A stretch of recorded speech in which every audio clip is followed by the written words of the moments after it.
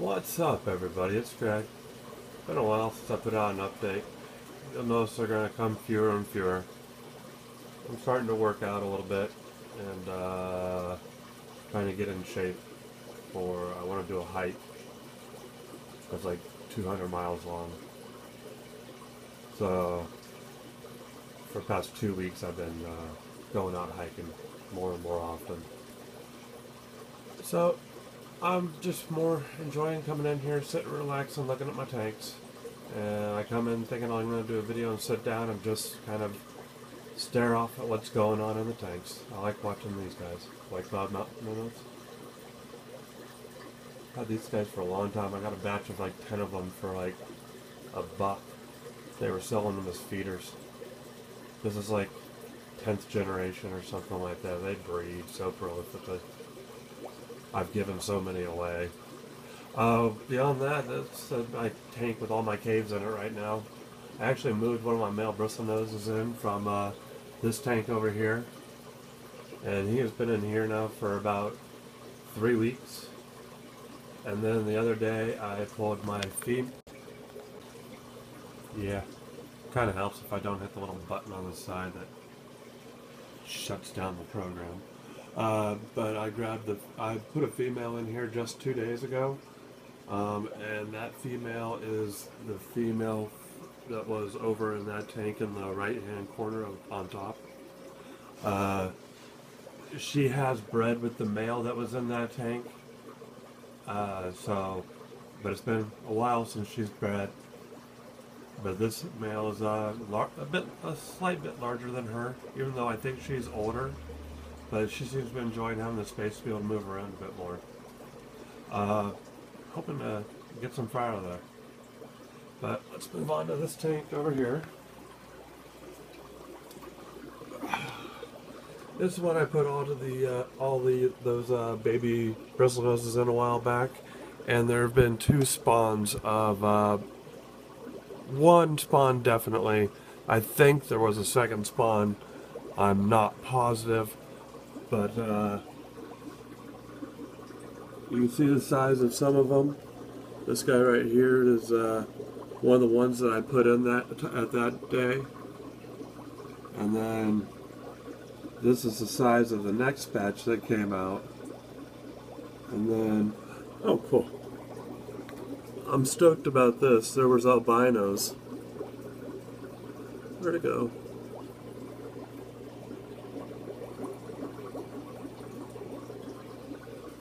There are albinos. I've got like 5 albinos babies in here.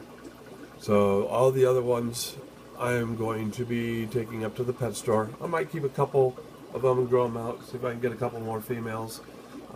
Because I could throw the females in with the male that's in this tank now. I took him out of the ones over there and I moved him over into here. But we'll get to that. Lost a couple quarries out of here. But on a good note, one of my pencilfish fry was big enough and I've put him in here. Her, I don't know, it's an it. I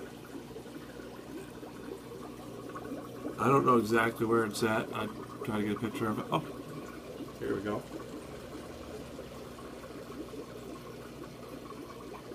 It's kind of hard to tell the difference until it gets over by the other ones. The other ones are probably a 1/4 inch longer. Something like that. They're a bit bigger. I can see the size difference looking here. Unless I get them side by side, you're not going to really see a difference. So here's that one. There's that one. There you go. You can kind of see a size difference on them. They put them in his place, but they don't ever pick on him or hurt it. I'm calling it a him because of the interest shown in the males. I think they're putting some smack down on them and, settling their territories, saying, hey, watch it. But beyond that, I got explosion of assassin snails in here, so I know there's no longer any pond snails or any other type of snail in here except for assassin snails. So which makes it kind of nice when I throw in a chunk of like bloodworms or something like that. Never sure if it's all going to get eaten. You got assassin snails in there. They are carnivorous snails, so they do eat meat. Beyond that, oh cool. My giant one is out. For some reason this guy's gotten huge and all the other ones have, some of them have grown a little bit, but that guy is just monstrous. These are the first batch of swordtail fry that came from came from the other tank over there. And then I've got 2 batches of fry in here right now. You can see the small one right down here. And probably some bigger ones up and around. But this to me is more cool. This is another pencilfish fry that is just about ready. I'm actually ready to take him out of here and throw it into the other tank. And there is 1 other in here. So I've gotten a total of 3.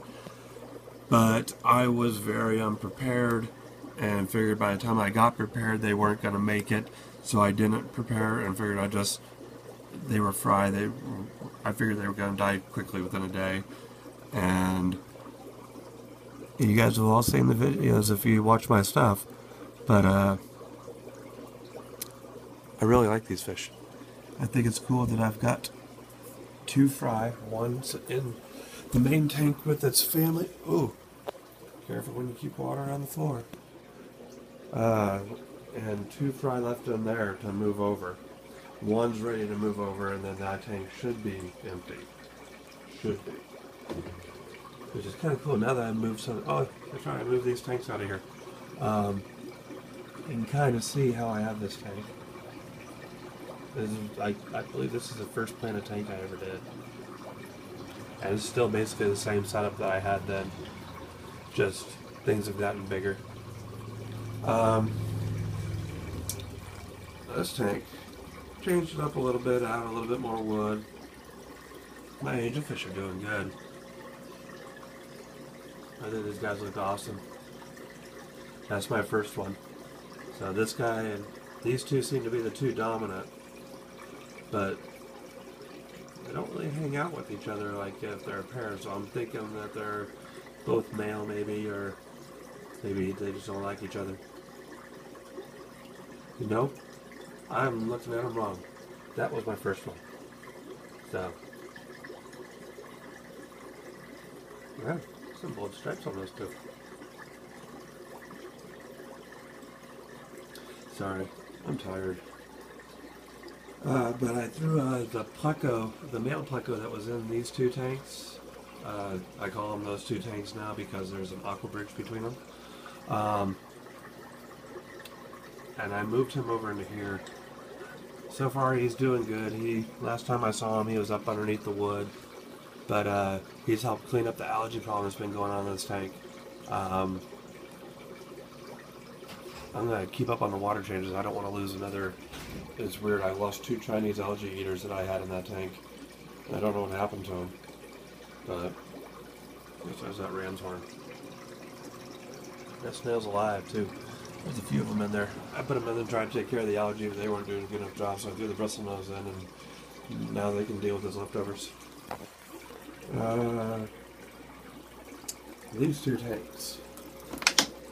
Well, I've got a aqua bridge, same one that was connected to the tanks over there, but I have a power head over here, and instead of pumping water from one tank to another, I was trying to figure out a way to do it, and this is what I came up with. I didn't want a giant flow going through my aqua bridge from one side to the other, so what I did is I put my breeder box in here and took an air hose.